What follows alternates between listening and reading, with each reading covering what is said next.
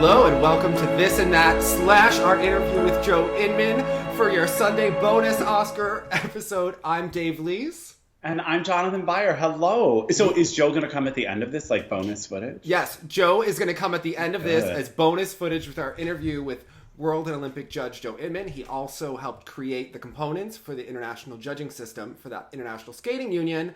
And if you are new here, please hit subscribe below, smash that like button, or gently caress it, as Jonathan says.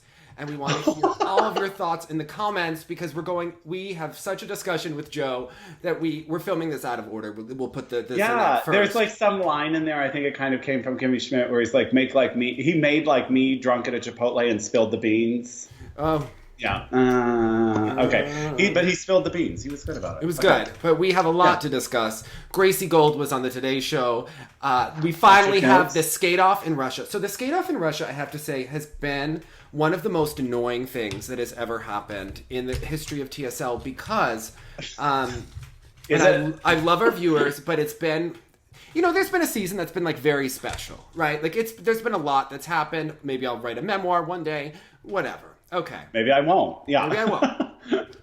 But the skate-off from Russia has been such an event because I have gotten so many private messages where people have been confused. They have asked if it's happened. Have they named the world team? And I said, did you do a Google search? Have they skated yet? I actually was quite polite to people all year about this, but it has driven me insane.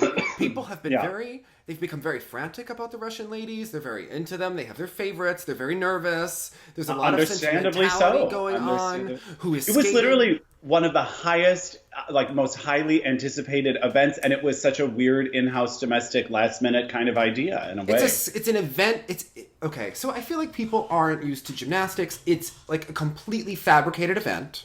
It was like when we had the Olympic trials and then we had the closed-door selection at the ranch. Obviously, there are no rules. Obviously, we are just picking whoever Marta Karolyi wants, and we're putting it in Russia. If you think that this is going to be an objective process, I think you have another thought coming. This is a complete Russian special. We are so here for it, so glad that it happened. And yet, let's not pretend that... Why did we have this event at the skate-off? They have the Russian Cup every year. Not everyone is required to. What happened this year is that their two superstars, Medvedeva and Tuktamysheva, were not able to qualify for the world team outright. Tuktamysheva because she had pneumonia, and Medvedeva because she had a terrible season. So we had to do something to obviously put the ladies on the team that we wanted to. And that's why we're having this event. So And we have a current reigning Olympic champion who's on a downward spiral at the moment. And we have someone who maybe isn't as talented outright as the other three, but has maintained a steady consistency that has made her much more of a factor than anyone thought she would be. Yes. So and then we have Konstantinova, who is the placeholder in all of this. And I feel sorry for her. Who would have earned her spot if it was based solely on nationals. Nationals and even Europeans. She did okay enough there. Yeah. But obviously the first person to be cut based on the inconsistency. But let's start with Konstantinova and why we feel she is the sacrificial lamb here. I do think that she is going to be Kim Kelly'd for gymnastics references, where Kim thought that she made the Olympic team because she underestimated the Karolyis and was just. Or you could say Kim Campbell. That's a nice Canadian reference. Oh. She was like Canadian Prime Minister for 3 days. Oh. So it's like, congratulations, you thought you were on the world team for like 3 days, but Jonathan, I thought that you were referencing like someone that was a reductive version of Jennifer Robinson, who I like, some skater that I really didn't care about. I was like, wait, are you talking about the Olympics were outside, Dave? Meanwhile, when the Olympics were outside, there was a skater that had rheumatoid arthritis and competed against Jenny Kirk. Like, I really remember many of these Canadian ladies, but I'm like, who are you talking about? That's right. I'm like, it's Magnuson. Yeah, okay. I'm like, of course we had to get rid of Kim Campbell. We needed the hot prime minister now. Who's amazing. Right. Okay. Got it. Okay. Got it. This is a messy show already. Okay. Yeah, we're doing great. Stay tuned for the interview with Joe Inman. So Stanislava Konstantinova, who I originally tried to Google as Svetlana Konstantinova because that shows you how memorable and important her skating is in my mind. But I can back it up with just the fact that she's skating to Anna Karenina I think, for the free skate, and there is nothing memorable about it other than she's in a purple dress with pearls. It does not bring out any character. Highs and lows in the music are really non-existent. She's one of those. She's a Jeremy Abbott type in only that she seems to save her finest moments for nationals. Because also last year at nationals, she kind of made a splash, and it was a fun thing because she has the same coaching team as Kolyada, which they're kind of outside of those major sort of camps, and to see that group do well was exciting, but clearly maybe there's some flaws in the execution of their plans in competition because they seem to have a couple skaters that are struggling with consistency this year. Yeah. Other thing is that I just want to say Anna Karenina is obviously a fantastic novel, obviously very interesting. The musical score for it, clearly not. It was Bobrova Soloviev did a very not memorable version of Anna Karenina, and I think Medvedeva. It's almost pastoral in a way, so it just kind of paints a scene instead of tells a story or something. Yes. So it just kind of happens in front of you. I think I feel like they couldn't get one of the better composers. John Williams wasn't around that week. He's out of favor. He was too pricey. Too pricey. Yeah. Most of the ones that we use, I think, were. It was just very generic and just pastoral. Yeah. Much like an Angela Nikodinov kind of Cinderella vibe to it. Yeah, and unfortunately to me, Cinderella she was never part of the equation. That means like her 97, 98 vibe for those who are about to be like, why are you hating on Angela? Go back to the original, watch the nationals, then we'll talk. Okay. So, because that was different than later Angela. Okay. So, this program, unfortunately, there's a lot going on I have a lot of notes about her free skate in particular. She's a skater that can have consistency, although there's a lot. I feel for her because she had to compete at the Europeans, and then obviously probably thought she had showed them everything she needed to show them, but then competed here again. I actually think they could have sat her out and still had the best result. Unfortunately, by not skating well here. For Konstantinova, you think it would have been okay for her to not? They wouldn't have taken her anyway, but by bombing here, she really just handed it to them. They can just say, "Oh, you're not doing well." Now you want to pick a skater who's peaking at the right time. She's just a lower level skater who honestly probably wasn't going to be in the final group at the World Championships. There's nothing inherently special about her skating. It's nothing super offensive, but there's just nothing. It's generic. We've seen it. Which, ironically, I might also say about Sofia's skating, but it has been consistent enough that it makes up for that fact, because then it means they kind of have to place her within that range anyway. I actually find the reductive tackiness of Sofia's skating and the bad music and the cheap choreography, although she does give it energy, I find it more memorable and at a higher level than Konstantinova, who just gives you blah. I gotcha. Yeah, that even though it's not your taste, the fact that it's performance of any type kind of makes it more Sofia Somodorova is giving you a fettuccine Alfredo at the Olive Garden, and if you choose to like it, it can be a really satisfying fettuccine Alfredo, but you're probably going to wind up in the bathroom for it afterwards, or not. Like, that's just... So just remember that at next year's European Championships. Yes, okay. Okay. There's a lot, that's not great there. Yeah, unfortunately, I think it would have taken a miracle performance for her here. It's like if you eat it at Chili's, if you're on the road. I don't mind a Chili's from time to time, but it is going to come out the other end by the time you get home in about 45 minutes if you have anything spicy. Like, that's just what's... When you get to the bottom of it. Yes, that's really... I don't know why we're talking about bad restaurants today, but... Bottoms up, yeah, okay. All right, so... Meanwhile... Unfortunately, Konstantinova's skating, she made a lot of mistakes. She had a really low landing on a triple loop. A double Lutz to start the program really set the tone. A triple Lutz that wasn't stellar either. She fell on a triple flip and then had a really shaky triple flip double toe. Interesting thing about her triple flip is she does it almost like she's skating around the hockey goal on the short... edge of the ice. Joe Inman would be horrified by her axis. Frank will be horrified by the position of this. And Yulia did this too, where the Russians try to sometimes like sneak in a triple flip that doesn't. You have to think about like a jump has to go up, but it also has to travel wide in space. And just the pattern into this triple flip made not a lick of sense. And it was not setting her up for success. And it was a problem here, unfortunately. A lot of her skating, her jumping is very circular. The pattern is circular. She can go wide instead of up. And, you know, there are limitations to her skating. And I think, unfortunately, she would have low marks for me in choreography, interpretation, performance, execution. And I think she kind of solidified that she's going to be cut here, unfortunately. Yeah, it would have taken, I think, if you think about what it really would have taken for her to be named to the team, she would have had to go on to Europeans, had 2 lights-out performances instead of, unfortunately, having a very unfortunate long, and then come here and had 2 more lights-out performances. Was it the short bad at Europeans? Again, we can't even remember because it was the short that she was almost like 11th or something. I'm making up the details. It was the long that was good. Okay. Yeah, exactly. The long was passable. And so now she's also taking turns at being a little inconsistent. So, yeah, unfortunate, but seems clear. I just wouldn't do it. And then also a fun note about this event, when we were talking about why we don't think that, and I don't remember if it was one of the Patreon episodes or not, but why we don't think that a skater's mother, who's currently supposed to be skating, should be able to be a caller, because we definitely saw that Tiffany and Jonathan have recovered from their bad showing at Russian Nationals, and were given quite favorable marks here after she did the dirty work.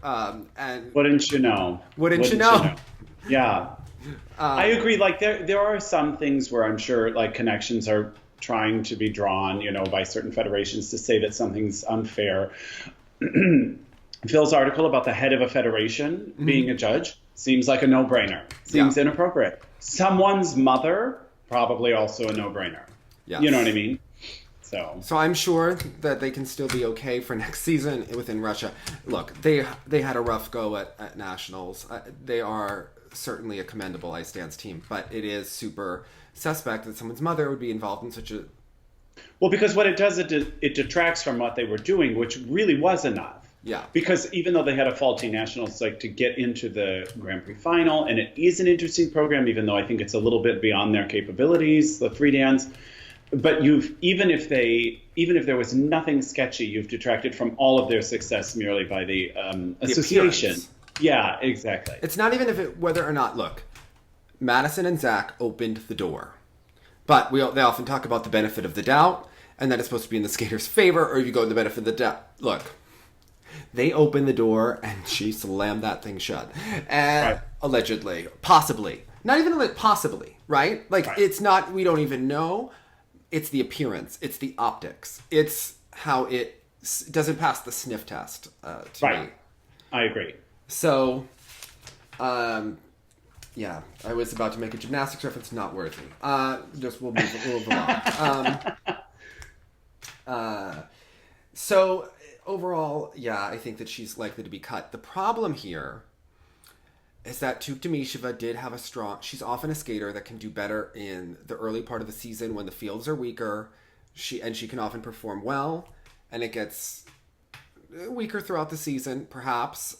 Sometimes. She's been around for a long time, lots of different scenarios here, but she's not a skater that when you have all of the best in the world is going to rise to the top, necessarily because of the lack of components, the lack of GOE on the spins, the steps overall. Well, what do all those commentators say? She's going to need help. She's going to need help. From other skaters, yeah. And it's really hard to talk about her because at the start of the season, she was such a fun personality on social media. If you've noticed, she's kind of really muted, and it seemed like she did have help with some of her tweets. She wasn't. Yeah, it seems like there was a company helping advise approach and kind of angle. She was not as sassy in her interviews earlier in the season as she was on Twitter, or quite frankly, in the skating, like you might expect from someone who is supposedly very outgoing, according to the tweets. Like with Ashley's tweets, you're like, yes, I understand where that's coming from. Well, I mean, there are times that she brings it on the ice. And she does have the chutzpah to do a triple axel. And I will never deny her that. There's just nothing in this, especially this free skate. And it looks like it was labored and a real struggle at this juncture. She's just not in her ideal peak condition. You could kind of tell the program looked more watered down even than earlier in the season. There were times that she gave you that little bit of pizzazz when the music picked up, but there is nothing in this program. There are no transitions. It's all on 2-foot shallow crossovers. There are times that she has a charm to her. The jumps are of high quality. They really are. Yeah. But when you're judging the overall picture, and who the judges will help, they go back and forth about Elizaveta. Like, that's the thing. We can say who will place higher, a rough Zagitova or a clean-ish Elizaveta. Even with the triple axel, we've seen the judges still kind of, whether we agree with it or not, provide a cushion for Zagitova that there isn't in existence for Elizaveta. So if they don't know where some of these people might place, I think it's safe to say that even a flawed Zagitova may place higher than Elizaveta, but it breaks my heart because the narrative and fluff piece for Elizaveta is ultimately the heartwarming one. She did her job at the Grand Prix. She made the final for the first time in a long time. She just pulled out of nationals. She got the triple axel back for this competition. But yet it seems like even despite all those efforts, there's a really strong possibility here that she's still not making it. Unfortunately, it's with Mishins, especially his lady skaters. Historically, there is a real lack to the second mark and to the GOE of the details of different things that, yes, she has high, powerful jumps. She does not have beautiful extension of the landings. The spins do not have beautiful extension. There's not or depth in the choreography, yeah. There's not much choreography, not much musicality. She is skating through the music, poor music choices to begin with. And the skating skills, maybe a 7, maybe a 7.5, somewhere in there. Transitions, if we're being honest, in the 5 to 6 range, in comparative to the field. You're going to go to performance execution here. Her performance really wasn't great. It really wasn't. She has... Well, but what I'm saying is sometimes we talk about these points and then are outraged that they are still rewarded. Mm-hmm. But they truly do keep her in her overall kind of place. They don't really help her, do you find? Sometimes maybe they do. Here they did on an at-home advantage, but like in the Grand Prix final, they're not giving her bumps they could give to it. Look, she has earned her bumps over the years. Look, when the year that she won the Worlds, we all got caught up in the momentum and the pizzazz of it. She also had more energy and life to her skating then that has not been there since. And she's dealt with injuries and limitations. So it's not a personal fault. It's just the reality of the situation. This skating at this point in time is... if I were Marta making a decision and having to vote who I would send, I look at her skating and I just don't see medal potential. I think that she could help them if they need to get 3 spots. The real one, who I think she's really competing against, is Zagitova. And what can Zagitova do? And Zagitova didn't compete here because she didn't have to. Now, is Zagitova healthy? Is she skating well? Why did she not have to? Because Jonathan, her technique is failing her. I know, but if you're Russia, so Russia has the luxury to just be as tough as they want to be right now. So to me, I sort of thought, they made this out to be a competition in my mind between Evgenia and Elizaveta. And that's why she didn't show. But it protects her spot. She did everything she needed to do. She's an Olympic champion. She gave you Europeans. She doesn't have to come here. Did she give me Europeans? Well, that's the debate. If you're judging, that's the debate. Yeah, and that's what I have to wonder. So I, as the federation, might have been like, nice try. How do you think she would have skated here? If you could pretend that she had a bad day at Russian Nationals and there are so many stories, and it's the fan and the tripping over the wire and this, but there's also the reality of what's happening with the technique as she's grown, right? And the programs in general. But if you just say she had a bad day, we've all seen her practice better than she's competed. That's also part of this too. You think she's really still on the chopping block? Zagitova? You think Zagitova is not on the chopping block? I don't really. I don't think she is either, but I think she should have had to have been here because it's getting worse. So my question is, what is it going to be like in March? Okay, sure, you may save not having her do a bad performance in front of people. But what if you're prolonging us from an even? What if you're delaying? Yeah, that's what I don't know. So if I it don't gets think even worse by Worlds, it'll be a tough watch for everyone. I think she'll be named to the world team. Okay, I mean it's plausible. Whether or not she competes at the World Championships is an entirely different conversation. I see. That would be an ideal. She could actually, have the in flu. a dark way, that would be an ideal solution for whomever has to get the axe. If the Federation was truly caring about everyone's reputation, even if it's Elizaveta. I think there are 4 girls who are still in it for Worlds. I think Yeah. Konstantinova is... Right, I agree. Das Vidania, right? Like she's... Yeah, and unfortunately, Sofia seems to be the most secure, which is also in a way... which is why she didn't come, of course. Not ideal, yeah, because she is... Consistent. Probably... But a low quality only consistent. Yeah. Yeah. She'll be like 6th or 7th at Worlds, 5th, 6th, or 7th, likely, unless it's a complete train wreck, and then she'll finish higher. Right. Which it might be.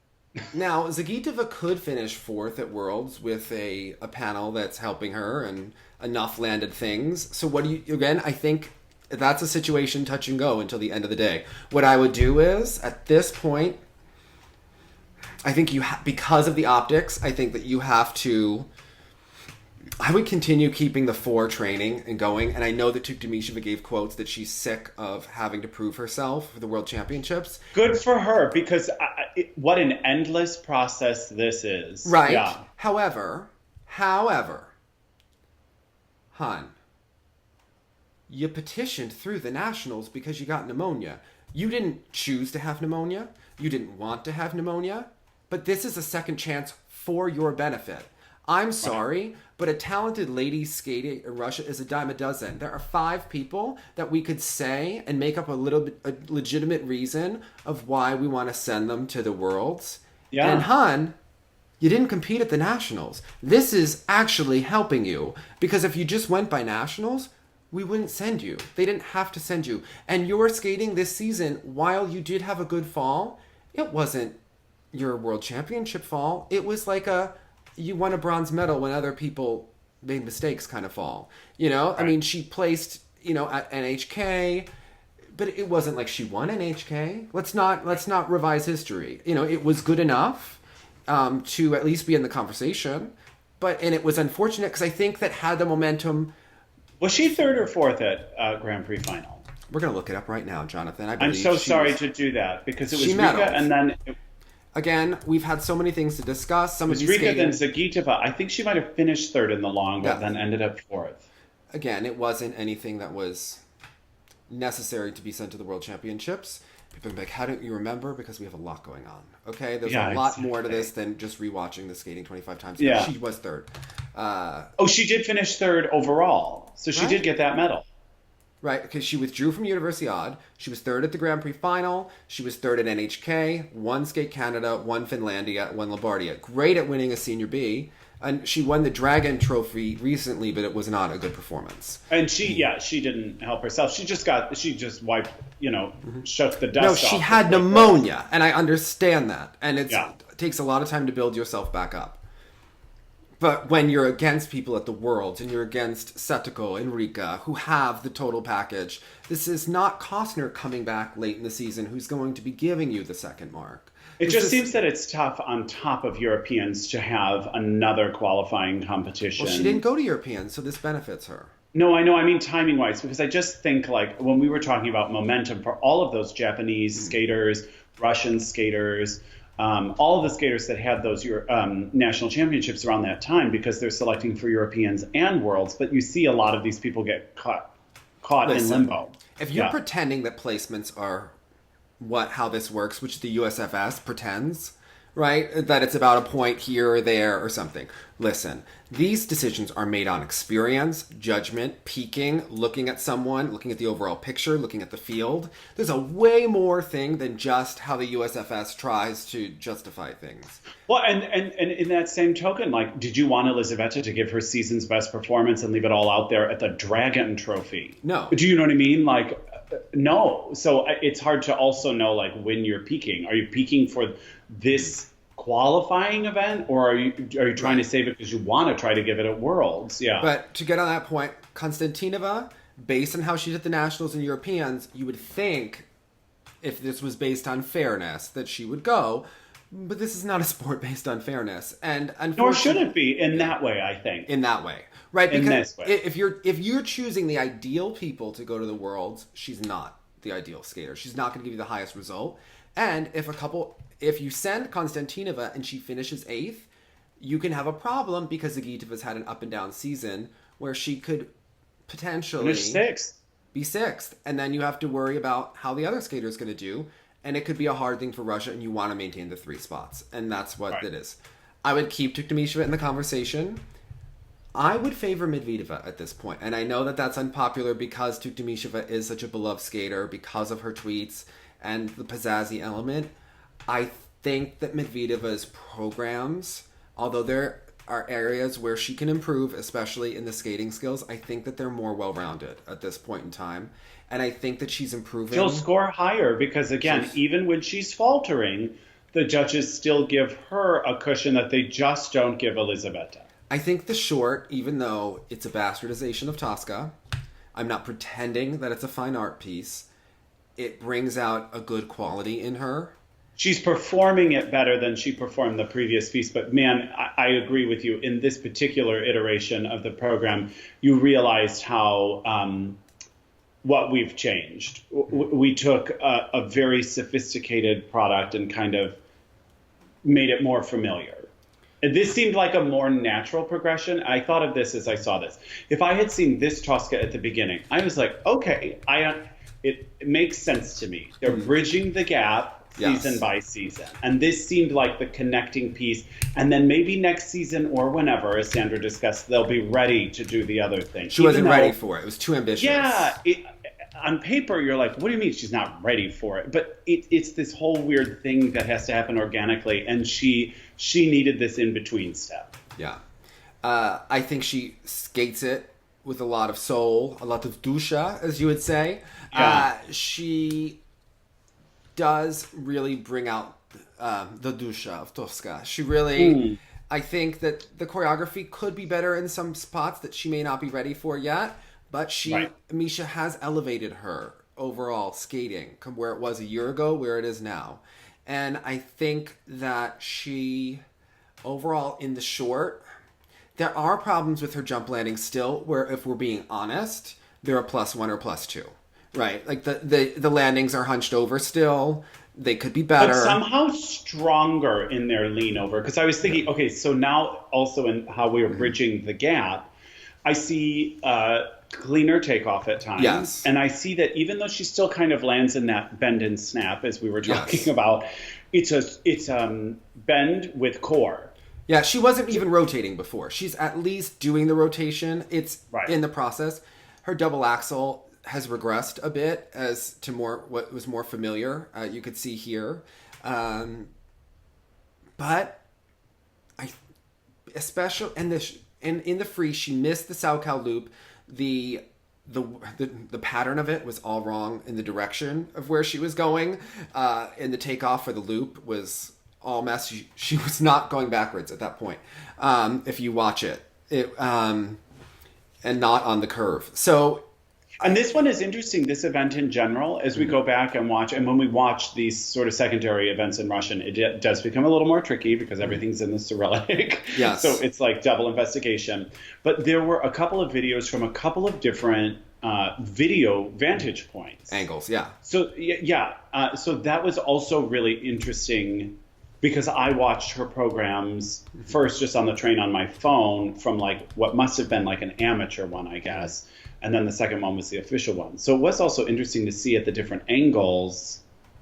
Also, the free program looked more sophisticated to me than the short, whereas before I thought the free was a little bit more lacking because I thought the short was more sophisticated. So it was interesting to see it from different angles. I think overall her programs are of a higher quality than Tuktamysheva.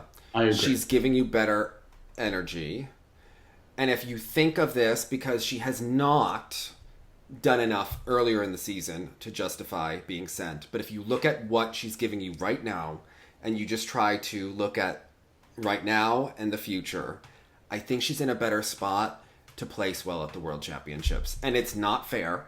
And it's not Well, I don't right. know if it's not fair. It's about momentum in the right way. Well, we're changing the rules and rewriting the rules to favor the high skaters along the way. But to me, that's that federation's job. It is. But Yeah, is to get the right amount of spots for their girls next year.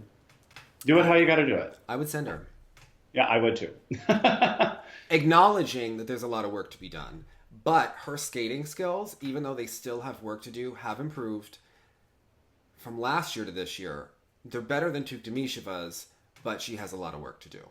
Right. I think that's exactly the right assessment. Her step sequence does express the music. There could be better edges going on. She has improved her flow. Her skating still does look like work, but overall the energy, the fight, I think overall I would send her. If I were judging. And I would acknowledge that it's a bitch decision. It's not a happy decision. I just think she's a higher quality skater than Tuktamysheva. Yeah. She's also higher quality. If we're truly just comparing Evgenia and Tuktamysheva, now I kind of like your idea of saying offer Tuktamysheva the alternate and tell Zagitova to stay home and grow. Or Mishin can tell Sofia Somodurova to stay home. He can make that call between the two of them.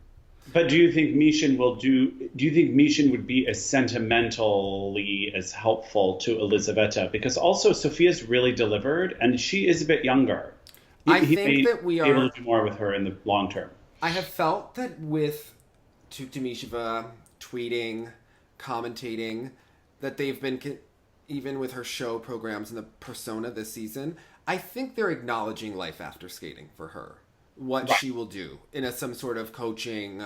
Maybe she'll be working with Ilyinik and Yulia and setting her up that way. And I think that she will be successful. I think they're acknowledging that we may have pushed the can as far down the road as we can, especially, and we'll have to look at next fall how healthy the juniors are who are moving up to senior. But it's going to be very difficult for her. If she wants to be Leonova and be 12th and 16th and 11th. Who is here also. Yeah. If you want to continue that, that's an avenue for you.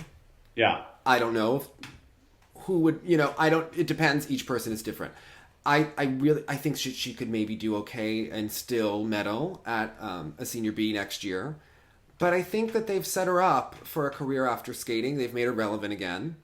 And she really, this comeback, if you look at the season as a whole from what we ever expected in the past couple of years, it's remarkable. Mm-hmm. So unfortunately, you kind of want to see the story finish itself just for a sentimental thing, but we're not talking about sentimentality. We're talking about a major federation with a powerhouse of talented lady skaters, and next year it's going to be even more intense. And for them to then not maybe only have to narrow it down to 3, but narrow it down to 2 would be almost an impossible task. So if Elizaveta pops the axle, it's game over for her program, right? Like there's not enough in there, not enough second mark, right?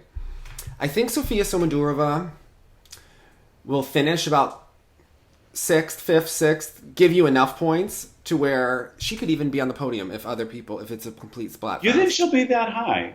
I think she could be, right? Okay. I'm saying she's stable enough to where if people, and you want to put the Russian support behind her in politics, you could.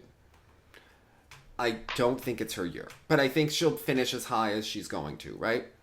Right. And it's probably her one chance as well. Right.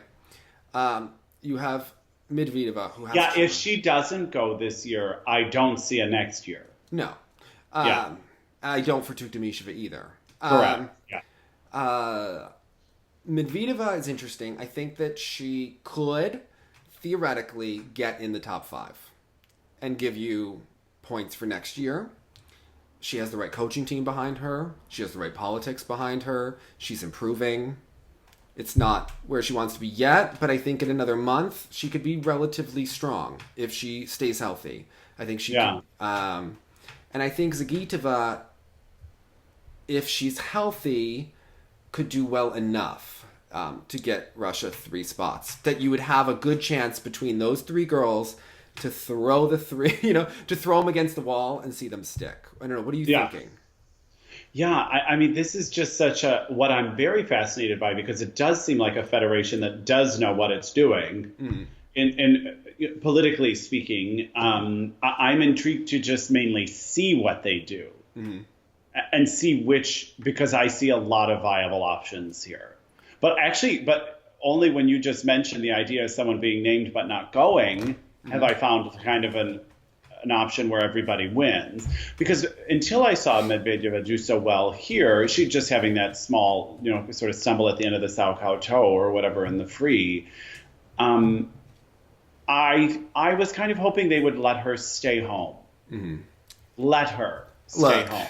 She won't. I think if she was given it, she will absolutely want it. But I wish they could just be like, no, we totally get it. You're totally fine. This means nothing. Just keep working. There have been far bigger conspiracy theories with withdrawals in skating that we won't discuss on air. Way back in the day, even. Way back in the day. You know exactly what I'm talking about. I know. Neither of us were born for it, but we were there. We were there in spirit. So I think that... And also, Dave, you're thinking about the ladies. I was still just like, damn it, Dimitri.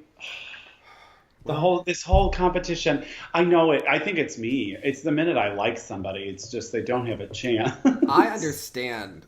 But Kolyada is still struggling, although he did a little bit better at the event that he was at this weekend. But yeah. But still great. We saw a fall on the quad toe. We saw the popped quad sow. And again, things that for him, nothing. Truly, Yeah. But yeah, I'm interested in what will happen with Zagitova. It looks like she's skating on the ice. We saw that she was playing with a dog on the ice. They're protecting her, and I think you have to protect her reputation. She's the Olympic champion. She's done a lot for Russia. And I think if she's skating well, you send her to the Worlds. And I think if you let her bow out due to an injury or illness. Gracefully, yeah, exactly. And you do that. So, and give it some time. You know who really came out on top this weekend? Our girl, Tracy Wilson. I'm sorry, but does she just seem like she is all... Remember how we were always talking about how Gracie needed a woman with her in the Kiss and Cry? It was this woman. It was this woman. I thought it was Linda, but it was Tracy. We all need Tracy. It was always Tracy. Yeah. Tracy, it's always been you. You really complete us. You really do. Yeah. First of all, she and Sandra really understand like a low-hanging neck turtleneck. Like they know how it always cascades, just hangs beautifully. They're expensive clothing. Yeah. The facial work looks like good. Like it's like good skin, like good moisturizing. I don't know if we've been touched up, but it looks good aura. Just a good aura. The hair, fantastic. And for events like this, that could be a very clumsy kiss and cry moment. Like, kiss and cry, please. It was like a hallway that looked this big. There were 35 people there, trying to maneuver. And there's Tracy just giving generic chicken soup for the soul motivational quotes. It was everything. Just at the ready. Yeah. Good for you, Evgenia. Doesn't that feel good? Yeah. I'm sorry. She is completely... displaced Brian Orser as the star of this show. Like, him jumping up and down to the boards is nothing compared to the aura of Tracy Wilson. Like, she has really that's emerged action. We need season. The words of Tracy as well. Brian never gave us too many. He gave us a couple of good, point analytical kind of commentary, and to see that exchange. Remember when he was like, well, Javi, if you had blah, blah, blah, you would have gotten XYZ points, and then it would have put you in this place. And Javi turned and be like, whatever. The only thing I will say about Evgenia, about this whole situation that continues to, bother me, and we didn't invite Doug Haw on so that we could say this outright. How come all of Brian's other top students work with Ghislaine, who's thought of as a top jump specialist? But I don't know of who else he works with in general. Not because I'm saying he doesn't. It doesn't seem as public to me. I've never seen him in another. He works with Mia Hamada's students. He also works with Lambiel's students. And Ghislaine is thought of as a very high regard, he does not work with Evgenia. Now, there is a power struggle with Hanyu, right? With this, and Ghislaine will be the one to go with him to Japan for a month. And I think Brian is a wonderful coach and manager. But in this situation, if Evgenia has been struggling with redoing her jumps and her jump technique. Why wouldn't you have her work with Ghislaine and kind of boost her overall potential? Whose ego is getting in the way there and not allowing the skater to get to the top? He worked with Kiyuna. She enjoyed working with him. And is he working with Jason? Who's technically, quote unquote, working with Jason to, quote unquote, work on the quad sow? I don't know who has the smoke and mirrors for that. Because I'm just curious, like, is this a new information approach so they're trying to also streamline some of it so there's not too many cooks in the kitchen, there's not an overwhelmed quality, or you think someone is just afraid and trying to be possessive? I think that there's a power struggle between two men, and if you watch their posturing when Hanyu skates, it's pretty self-evident. Okay. You know, that Ghislaine has he's getting more and more credit over time. Maybe he's pulling his own ego in this as well, right? So it takes two to tango here. So I think that, But also if you're someone like Brian Orser, I don't want to fly to Russia this weekend. Well, no, I'm not saying that Tracy went, but I think but I mean, I think it's also nice to I think Tracy this year, because there's been so many more people doing so many more. I'm not saying not with Tracy. I'm saying why isn't Ghislaine a part of the team? I see. Why isn't he also occasionally going? Because he's not even part of the team with her in the practice rink. I see. Okay. And why isn't he if she's improving her jumps? If she needs to improve her jumps. Right. And if he's the one that, when Tom Dixon speaks about a technical expert, he's talking about Ghislaine, and Mia Hamada is talking about someone, they're talking about Ghislaine.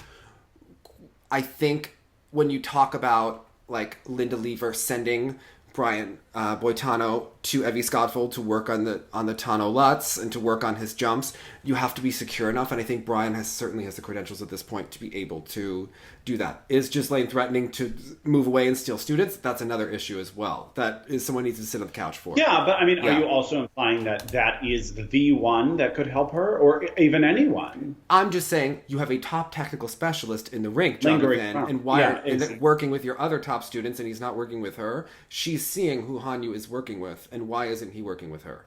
That's the question that I have. Okay. If he has worked such wonders for Hanyu, why wouldn't you, and Yuna Kim, and they've both won the Olympics, why wouldn't you have him work with Evgenia?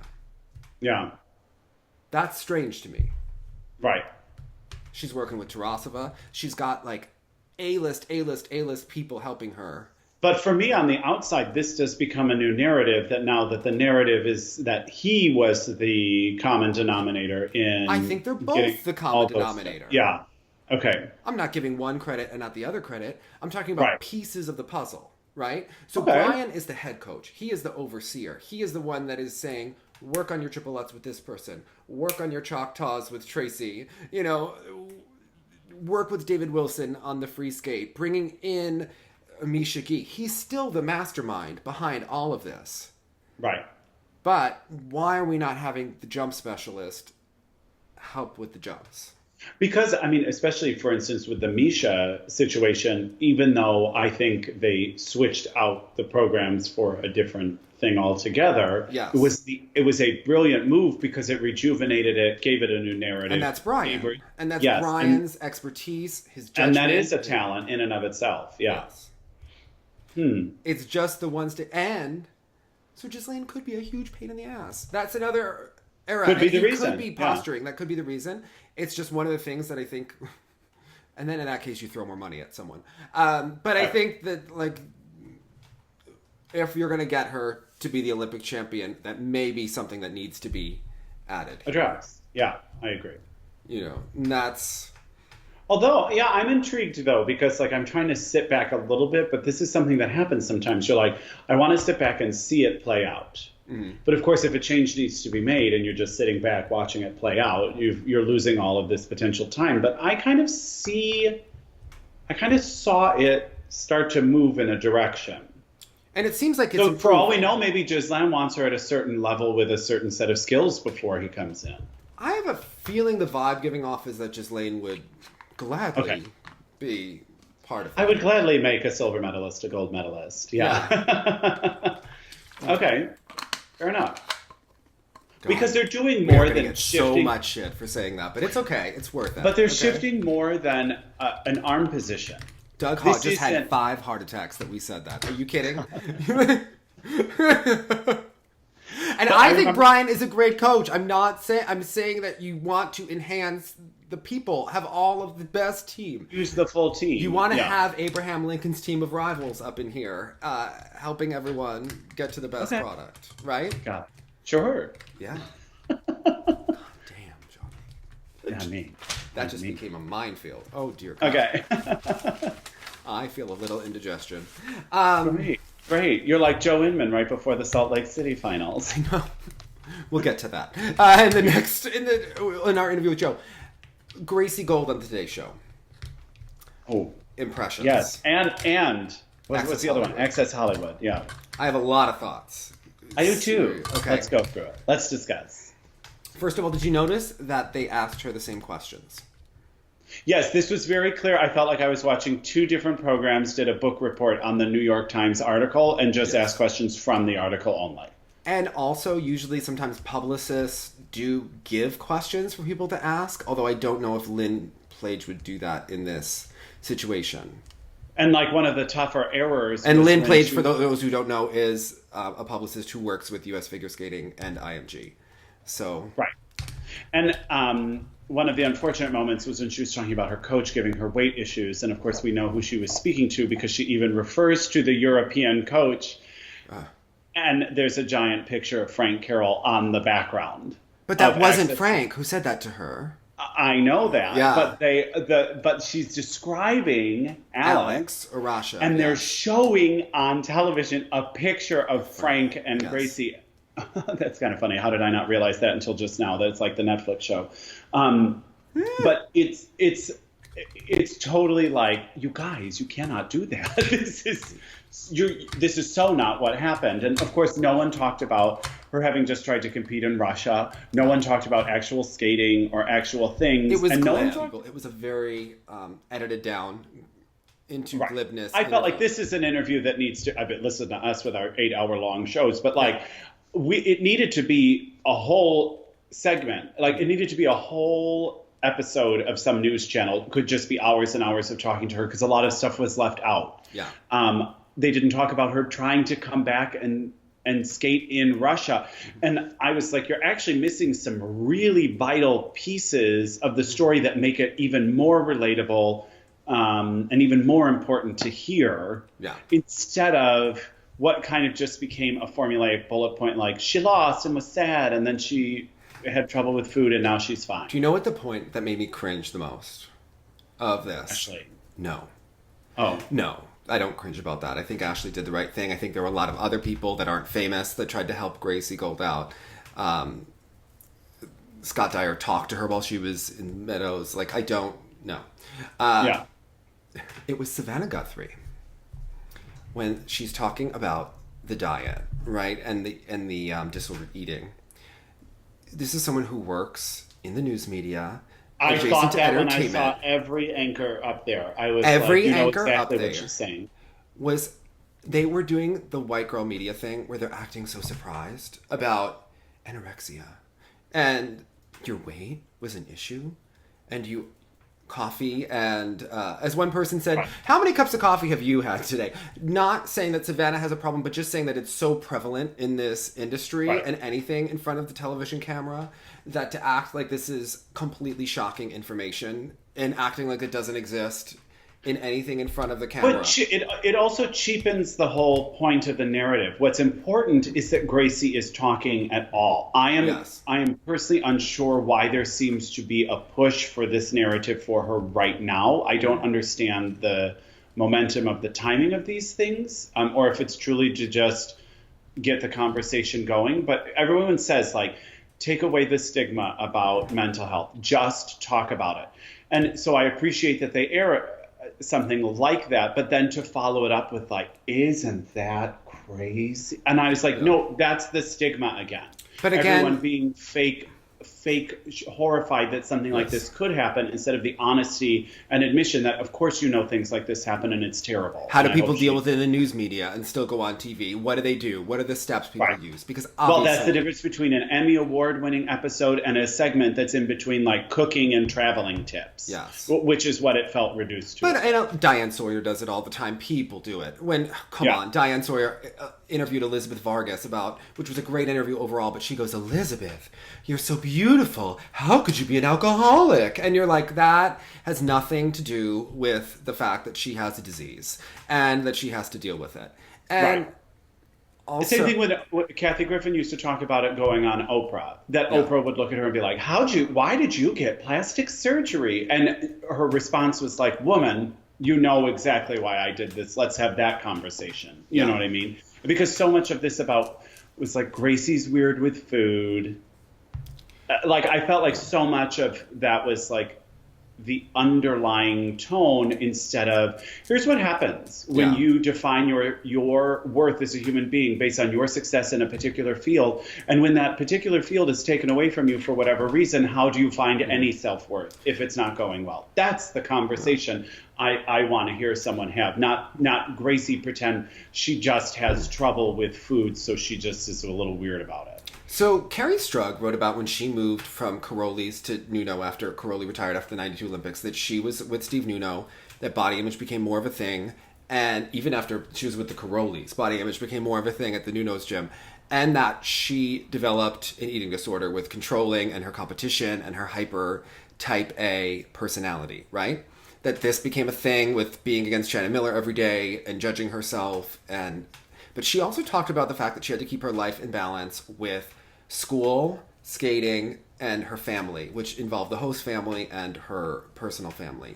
And I think when we talk about Dailman and we talk about Gracie, there are elements missing in all of this, right? In the triangle. And I think if you're using that, and you have to think about the family in these situations. We do know that Gracie's dad has had issues with substance abuse. He also had issues losing his medical license when she was born, and again, as her career was really at its peak. And I think that this is a huge part of the situation. Did you hear Gracie say something? Like, she at one point in the interview said something about it all falling apart at the same time, which I was like kind of flowing into. But she also was like, well, my weight, and then my like, she almost, the way she worded it made it seem like her weight started a ripple effect. I think it did. That then meant her dad losing a medical license, dad having substance abuse, all of this sort of other stuff happening in her life. Like, and I was like, oh my gosh, are you really putting all the weight of that on you? No wonder this has been so she became the breadwinner of the family. That's what I mean. Like, she became the breadwinner as her career was not doing well, because things were happening on parallel tracks that are nothing really to do with each other. Her father's medical career and her were just on different, but again, I mean, the mom just got her nursing license back. At one point, she wasn't working. And of course, parents, when they're out of control, internalize stress of skating. They may have their own problems. So there's a lot of stuff that was not going well. And I think when you see her with Vincent, which doesn't seem like a very healthy situation, it seems more chaos, perhaps. More chaos. Like, I think she's moved improvement. But you said the timing here. And I think that's, like, what is the goal? Did this just come out of the New York Times article? And is that why she's there? And is the agent throwing her a bone, getting her on? Because the agent seems very taken with Alyssa Liu right now. They're at the red carpet as Gracie's segment was airing. And I just thought, look, Gracie doesn't look like she's going to be doing shows tomorrow, at least from her statements. It seemed very... you could tell Access Hollywood tried to make like a skating wrap up thing and they were like, oh, unfortunately then what's on the other side of these like kinds of features. And they were like, go out and do a thing. Yeah. And she like kind of did like a 2-foot spin in a coat. She's hiding. This is not someone who is ready to do all of it. Yeah. She's still hiding behind all the fabric, all the clothing, like, and it just doesn't look like, and from what people we know at the rink, like, she's not ready to go out and do Stars on Ice. So it's not like this appearance is going to get her to be on Stars on Ice and they're going to take her. It doesn't culminate in the tour that is her return. Or it doesn't culminate with that performance at Rockefeller Center on the show even. Like, and if they could, they would. Right? Like, if she were ready. That's the argument. Yeah. So that's the other thing here that's just unsettling. And it's like you're saying, you see both of these things in front of you. In the same time we're talking about, you know, how tough skating can be, what a journey it can be with mental health, and you have Gracie talking about eating disorders and trying to rush things. And then over here you have Gabby Daleman, who has quasi talked about her struggles and now all of a sudden is rushing back into a World's appearance after a very rocky World Championships. The Gabby Daleman situation has been so unsettling and so in everyone's faces, and it's the kind of thing people talk about but don't talk about. But it's quasi in their faces because they haven't seemed to, just from a PR standpoint, when you're dealing with a narrative sport kind of like skating, I don't understand her journey. This happened also when Alexa was in and out of hospitals. Remember, for that brief period of time, if they had kind of gotten themselves organized and had a real narrative for us to walk away with, it would have been clearer, and maybe everyone would have feel better about this decision with Gabby. If you're Skate Canada, what are you supposed to do? I mean, I think you have optimized your chances on paper of maintaining the most amount of spots by sending Gabby. But if Gabby is your best hope in general right now, are you doing the right thing for her in the big picture? Didn't we just play this game of pretend with Gabby before Nationals, that everything was cured and better and that we were going to... And then we saw what happened at the Nationals, right? Since that time, didn't Gabby tell us that she was going herself, her own words, and I think that she is struggling, and I don't want to hold her to the fire. I think that this is a Skate Canada decision and the management of her career and who is really judging it. And again, what is the family aspect with Gabby Daleman? We don't know, right? We don't know any of this, but it's a question to think about, is who is putting her out there and saying that this is a good decision. I feel like we all keep putting our head in the sand and pretending, but what about when the wheels really come off the bus? And if someone has some sort of a really bad episode, who would be liable in that situation? Right.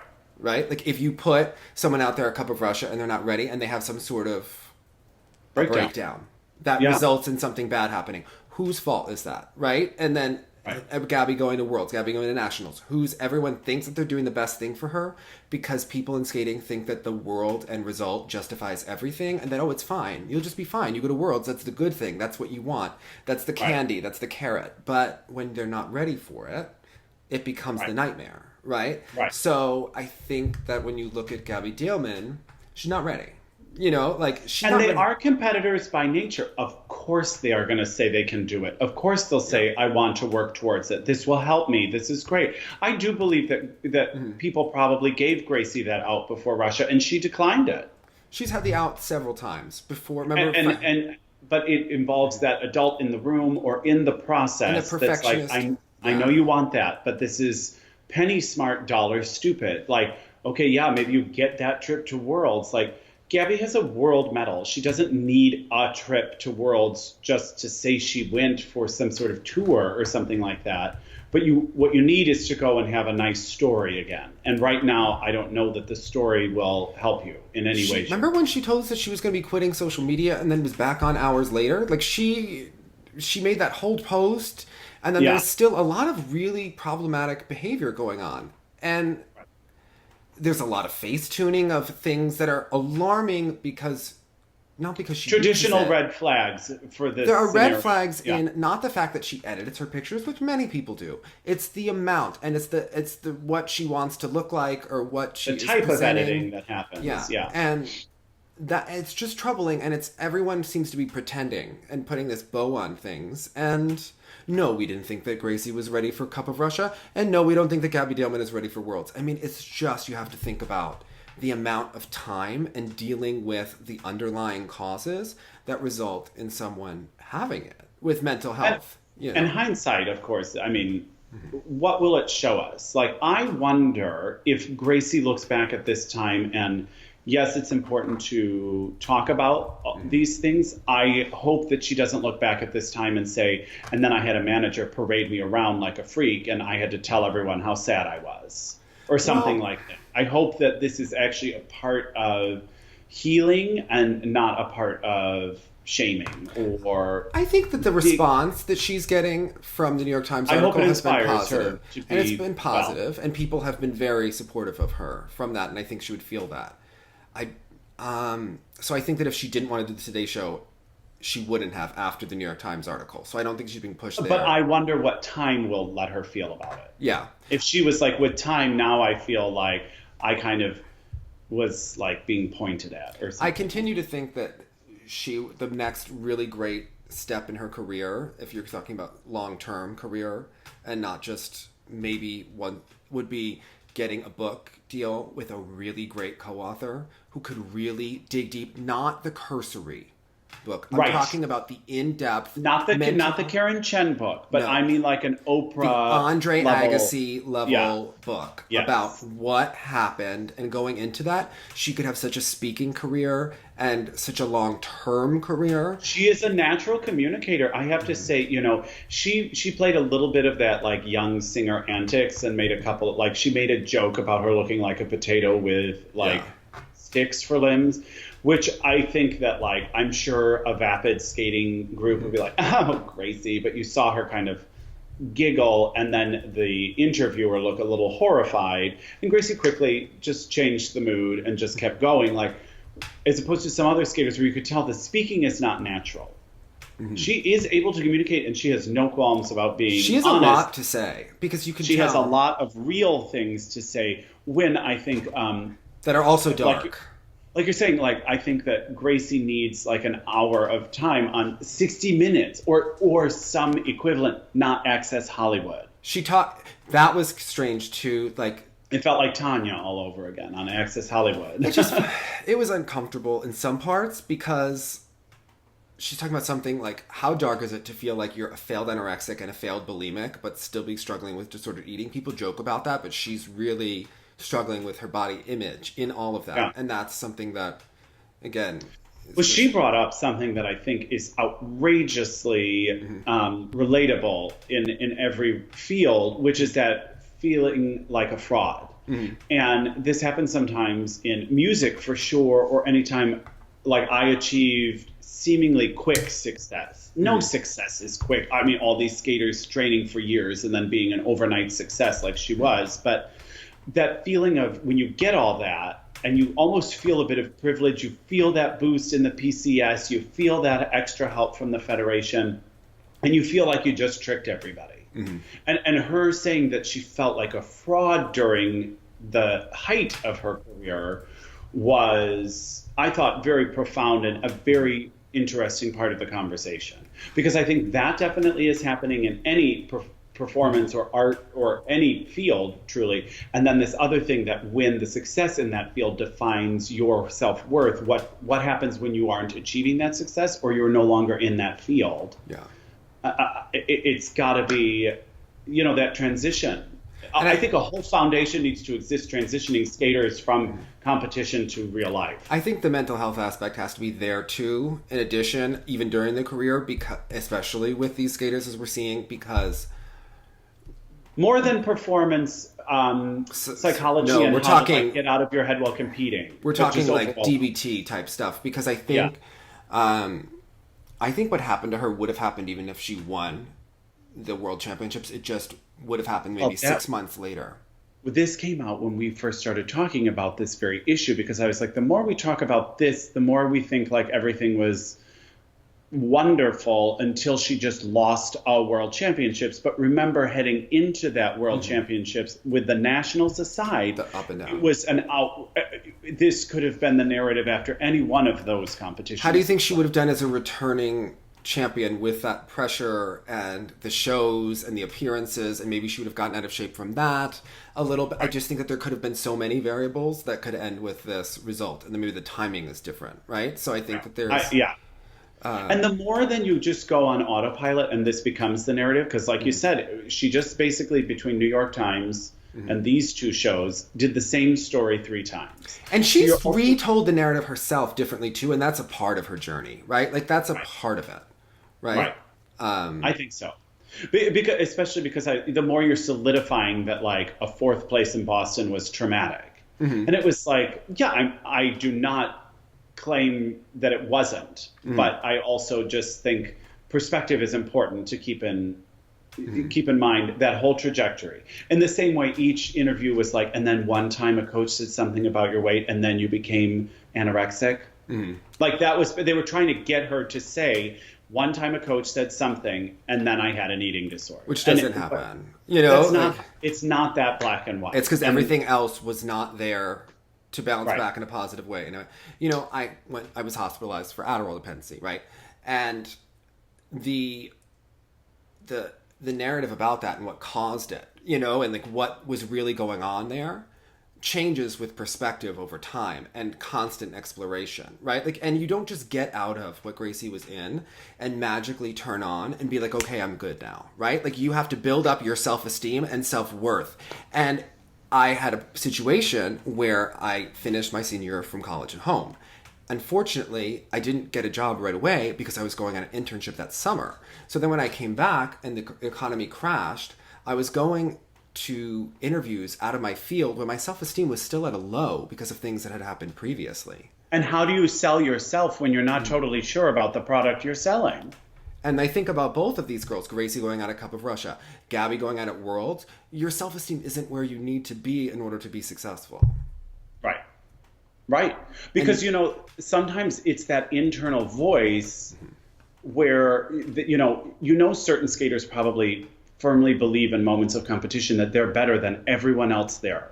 Or they do have a chance at winning when maybe it seems like they don't. And that's when those stories happen. But if you're not there to create that inherent belief, it's a very hard thing to fake. And clearly that belief wasn't there before. Well, and that's the thing. It looks like a narrative now where it was all great until it wasn't. And I was like, no, what actually is the most helpful version of this conversation is to spot the causes, not the effects. And it's almost a little bit like what you're saying, like with time and perspective also, you're looking at what caused things, not just the things. Yeah. Maybe. There were a lot of signals, and I was talking to someone today, even about what happened at the Worlds. Remember when she won the short program and didn't go? Maybe there was an Ice Network article, and I was talking to Scott about this, because he was there and friends with her, and obviously with Frank. And remember there was that article where she fell during the practice. Maybe it was the day between the short and the long. And she didn't have a great practice that day, and Frank was yelling. And the reason why Frank was yelling is because normally Gracie would do a full warm-up and then do her program. But she, based on the timing or something that had happened, she wasn't able to warm up her jumps as she normally would go through. Changing the formula. Right, was changing the whole warm-up process. And she was the first one whose music was going to play. And Frank said, just walk through your program. Like, just do it, just feel good. We'll do the jumps after, and it will be a full practice, right? She didn't listen to him. She went out and she fell, I think, twice, maybe 3 times in the practice. And it was not a successful outing. Then she and Frank have friction because she didn't listen to him. You know, and it gets in your head and there's pressure. Like, there were a lot of things that caused the World Championships. It wasn't the effect of losing the World Championships that was the problem. It was, why is maybe one of the most talented skaters in the world not stepping up to the occasion? There's all sorts of... all season. And that's the other thing. Because, all season, for also years. Also, we forget this little narrative about a young girl from Russia named Evgenia Medvedeva who was entirely unbeatable that entire season and had huge momentum. Like, the fact that she won the short program, to me, was so... I don't know that she would have won the event overall. I don't know that she would have. If she even delivered a nationals They would have tried. They would have tried, but she because the energy, the crowd would have gone with her. And like, if you showed me a country's listing of what happened at Boston Worlds ahead of time, I'd be like, oh, cool, Gracie was second, and oh, good for Ashley, she squeaked in a 4th there. That's neat. You know, like, it just seemed so apparent, like that would have been how it would have fallen. But it's just, again, like we're talking the rush. And even when we panned out and we were back at the anchors, you know, faux-ing that like a sport like skating could have an eating disorder in it, he literally said, basically the subtext was, well, but I'm glad to hear she's great now. And I was like, that guy in the corner, that's what I'm talking about. Glib asshole. He's the whole reason this is why there is a rush, why there is a frantic race to the finish line for Gracie to say, and now I'm fine. Instead of the messy actual thing, like people keep saying, get rid of the stigma about it. But then even when they go to try to talk about struggles and stuff, they cannot figure out how to have a conversation. So you know how everyone is really mad at Jussie Smollett, right? Right. For what he did. And obviously he did something wrong. Allegedly. Purportedly was charged with inventing a crime and false reporting. But if you look back, clearly, do you think that person came from a stable background? Because they had 5 siblings, all 6 were put into the entertainment industry. There was a point in the past they're saying that when he got a DUI, he gave his brother's name. I mean, and his siblings are supporting him, but then they have to know that this is a pattern of problematic behavior. You then look at the Michael Jackson documentary that's coming out, and you look at the kind of people that he continually would invite to his home, whether you think he's innocent or guilty, usually they had family problems that would be exploiting. You know, there's like a common denominator in all of this, you know, and that's... Well, and it kind of brings up, like, where I'm staying right now is the Duke basketball place. I like that this is now, like, a defining feature of something I am. And we were watching 2 Duke games ago. Zion Williamson is a college athlete who will probably be a super famous NBA star at some point. And his shoe from Nike literally, like, disintegrated on the court, and then he like kind of fell in an awkward way, got injured, had to stop like a minute into the game for the whole rest of the game. Obama was at the game, like it was a whole big to do, like and then he had to sit out the next game as well. So now it reignites this conversation about should collegiate athletes be paid, should they be allowed to go right into the NBA, and blah blah blah blah blah. The conversation that happens there is not totally dissimilar, because we're talking about an age in which you're not supposed to know how to navigate tricky careers, let alone huge sums of money like we're talking about in this NBA instance. But it's hard for someone who is 17, 16, 17, 18 to be able to manage and do all of those things with the perspective. And what I'm about to say next is not a slam on anyone in skating. This happens in music also. It's just not my personal experience. When you have a family who is really ready to put a very young child in a very niche, specified, quirky sport, you're also dealing with a specific type of parent. Mm-hmm. You know, we've interviewed a lot of people where, you know, they casually went to a birthday party or something like this happens. These aren't really the cases anymore. Maybe they went to a birthday party, but by the next month, the mom was like all about it, had them in all the things, already knew all the gossip about everyone in the rink, and they were going to be a star. Did you hear what Joe said when he said that he talked to Michelle about Salt Lake City and why they didn't work together? That she didn't talk to him because of family. They didn't work. They weren't able to do everything because of issues within the family. Family issues or something like that. He said. That was very telling. Right. That was a loaded statement. Right. That was. Oh, you caught that also? I did. Yeah. So. Anyway, it's an intriguing again, Danny Kwan. Not your average parent. Not your average parent. Got rid of his job to manage got to manage Michelle's. I caught myself. I was thinking about Arthur Liu, but Google that. And, that's just, but again, these are not normal situations. They're not normal situations. So then all of a sudden, when you're left to be an adult, when you're left to deal with some very complicated things for anyone from any background to handle, you're talking about doing a lot of strange things on your own when you've been so unique. Look, Meryl and Charlie came from means, both of them. Yeah. This is not a rags to riches story. They had people that didn't have to skate, that didn't have to worry about winning in order to survive. Big difference. Yeah. Well, like you're saying, Meryl wasn't sending her show checks. I'm making up this whole narrative. It may not be just like turning around and sending every show check home to pay a mortgage for her whole family. Yeah, it's different. It's the same thing as we were talking about with some of these collegiate athletes. Some of these athletes' families went to Duke also to be doctors. But some of them can't afford food. But a lot of the gymnasts, what they have problems with is a lot of the gymnasts that go to college are incredibly burned out after the elite system and what happened there.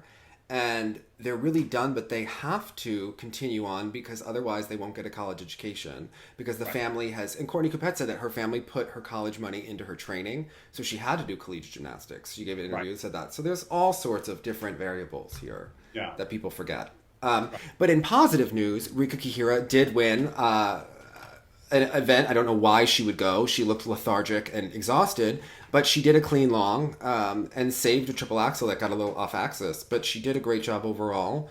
doing the double axel in the short. Sure. So there's still, I don't know if the finger is still an issue or not, but I wonder if they're just, playing it smart, which Another bad short program for her. Sometimes she does come back in the free, but that'll be interesting to see how they address before the Worlds. That'll be an interesting thing about how they go about making sure. It's interesting. I couldn't quite figure out the justification in having her compete here. I don't understand, but she did they go. They just wanted her healthy with a finger or something And Wakaba was there, and changed her free skate, but doesn't look to be in really competitive form yet. She's had injuries this season. They've been tinkering with things. It's just you think about I'm wondering why Rika is going here. Why on earth, if you're Wakaba, would you still want to be quasi in? Maybe to keep yourself going and to get points, perhaps with the senior Bs and IQ thing. I see. I mean, because again, I like that short program very much. I think it's very effective. And the Let's Toe looked good and the double axel looked good, but then just turns around and completely botched. I just think she wasn't ready yet. And you can see that kind of thing in the film. And I would think the motivation to come back from that would be tricky. Before we left it a long time ago, the Russian one, I'm trying to remember now. There was someone who did an entrance into it. Oh, it was Aliev. Oh shoot, now I'm going to look like such a flake. And I remember even at the time I was like, should you write that down so you remember it? They did a transition into a triple flip. Mm-hmm. They were kneeling and their leg was dragging behind them in a circular motion, and then they just stood up and kept doing it and right into the flip. I think one of our viewers will write it down for us. Well, that's what I'm hoping, because it was one of the coolest entrances to a triple flip I had ever seen. So I really want to know who it was and watch it again. Okay. Yes. Well. So someone comment. That was your moment of the week. Yes, whoever it was doing whatever that move was. I just thought it was great. Your girl, Kaori Sakamoto, is planning on a triple axel for next season. My girl... I don't... You loved her at the Four Continents. Her power over the ice. I do love her. She's giving you Tanya vibes, important skating. Exactly. She was giving you jumps that you talk about, Jonathan. Yeah, I've just not seen the triple axel, so I would pay attention at this juncture to at this juncture. I didn't even realize I say that all the time.